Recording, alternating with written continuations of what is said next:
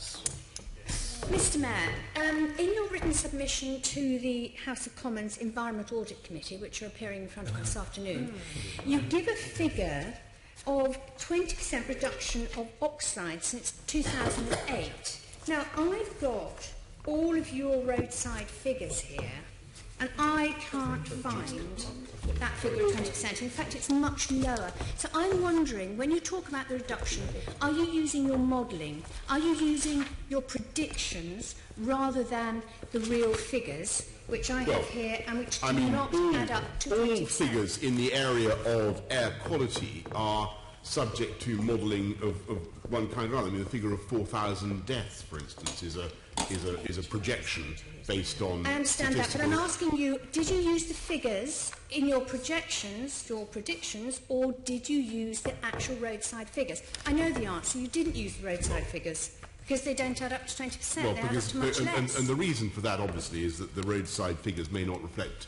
the overall emissions picture, because the roadside figures will reflect what is going on at various particular hotspots where there are high concentrations of nitrogen oxides. That's a very good point, but I've also got the figures for the mean background, and they don't add up to 20% either. They add up to much less. So you're actually not giving the real figures to the Audit Committee this afternoon. Well, I find that very disturbing, because you are meant to actually be honest when you answer MPs, and if you're using predictive figures... I want to assure the Assembly that MPs get no special treatment from me. I give you equally impartial and accurate answers. Mr Mayor, I have made sure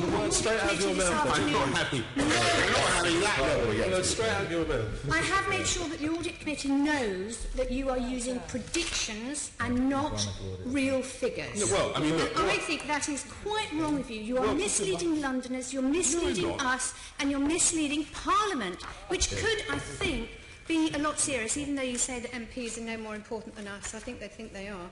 So you are misleading us all. Well, no, because the figure I've given you is true, it's accurate, it's one I've repeatedly... No, it's not. Repeatedly cited. I know you've repeatedly cited it, but that doesn't make it true. Just because you say it more than once doesn't make it true.